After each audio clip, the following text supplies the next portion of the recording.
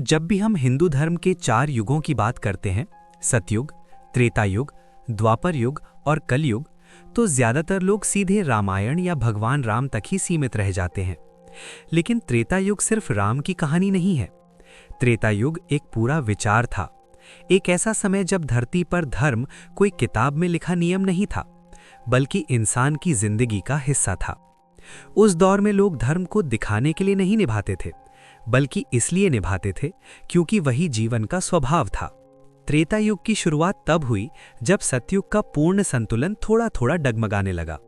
सतयुग में धर्म चारों पैरों पर खड़ा था, लेकिन त्रेता में एक पैर कम हो चुका था। फिर भी आज के कलयुग से तुलना करें तो त्रेता युग स्वर्ग जैसा लगता है। उस समय इंसान के मन में लालच था, लेकिन वो उस पर हावी नहीं होता था। क्रोध था, लेकिन वो विवेक से बंधा हुआ था। शक्ति थी, लेकिन उसके साथ उत्तरदायित्व भी था। त्रेता युग में राजा सिर्फ शासक नहीं होते थे, वे धर्म के रक्षक होते थे। राजा का सबसे बड़ा कर्तव्य युद्ध जीतना नहीं, बल्कि प्रजा को न्याय देना था। अगर राजा अधर्मी होता तो उसे राजा मानने से इनकार कर दिया जाता था। जनता डर से नहीं, विश्वास से राजाओं का सम्मान करती थी। यही कारण था कि उस समय राज्य को राम राज्य जैसे शब्दों से परिभाषित किया गया, जहां राजा खुद को सबसे ऊपर नहीं, बल्कि सबसे जिम्मेदार मानता था। उस समय समाज बहुत स्पष्ट नियमों पर चलता था।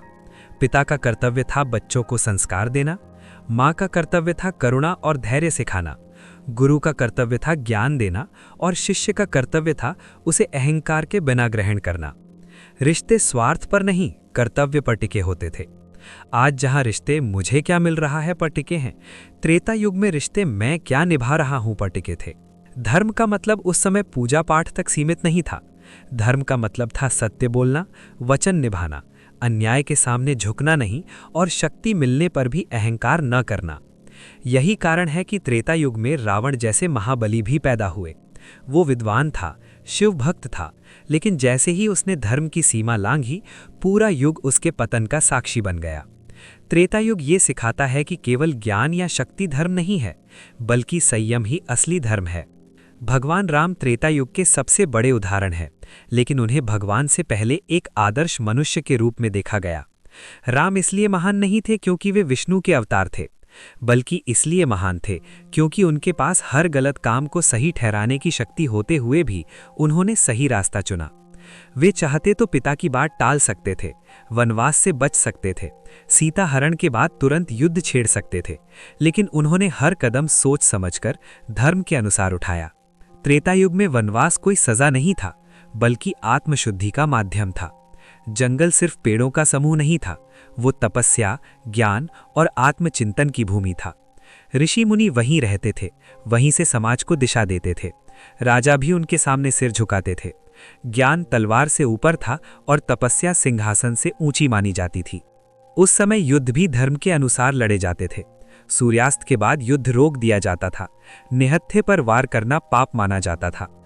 स्त्रियों, बच्चों और ऋषियों को नुकसान पहुंचाना अधर्म था। युद्ध जीतना उद्देश्य नहीं था, उद्देश्य था अधर्म को रोकना। आज के युद्धों से तुलना करें तो फर्क साफ दिखता है। आज युद्ध शक्ति का प्रदर्शन है, तब युद्ध अंतिम उपाय था। त्रेता युग में स्त्रियों का सम्मान केवल शब्दों में नहीं, कर्मों में था। सीता, शबरी, अहिल्या, मंदोदरी, ये सभी उस युग की स्त्री शक्ति को दर्शाती हैं। वे चुप रहने वाली कमजोर महिलाएं नहीं थीं, बल्कि निर्णय लेने वाली, त्याग करने वाली और सच्चाई पर खड़ी रहने वाली स्त्रियां थीं। सीता का वनवास जाना मजबूरी नहीं, उनका निर्णय था। शबरी का प्रेम भक्ति का सबसे शुद्ध रूप था। लेकिन त्रेता युग पूर्ण नहीं था। यही कारण है कि उसका अंत हुआ। जैसे जैसे अहंकार बढ़ा, जैसे जैसे शक्ति का दुरुपयोग शुरू हुआ, धर्म कमजोर पड़ने लगा। रावण का पतन केवल एक व्यक्ति का पतन नहीं था, बल्कि ये संकेत था कि अब युग बदलने वाला है।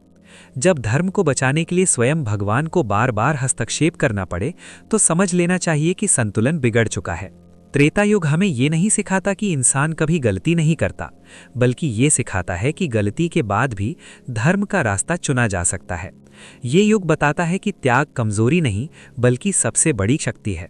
सत्ता से बड़ा सत्य होता है और जीवन से बड़ा कर्तव्य। आज जब हम कलयुग में जी रहे हैं, जहां धर्म बहस का विषय बन चुका है, त्रेता युग हमें आईना दिखाता है। उस समय धर्म पूछा नहीं जाता था, जिया जाता था। लोग भगवान से डरते नहीं थे, बल्कि भगवान जैसा बनने की कोशिश करते थे। शायद यही कारण है कि आज भी जब हम आदर्श की बात करते हैं तो राम को याद करते हैं, त्रेता युग को याद करते हैं। त्रेता युग कोई खोया हुआ समय नहीं है, वो एक संदेश है कि अगर इंसान चाहे तो आज भी धर्म को जीवन का आधार बना सकता है। फर्क बस इतना है कि तब धर्म समाज की नींव था और आज उसे फिर से चुनना पड़ता है। और शायद यही वजह है कि त्रेता युग आज भी हमारी कथाओं में, हमारी स्मृति में और हमारे संस्कारों में जीवित है।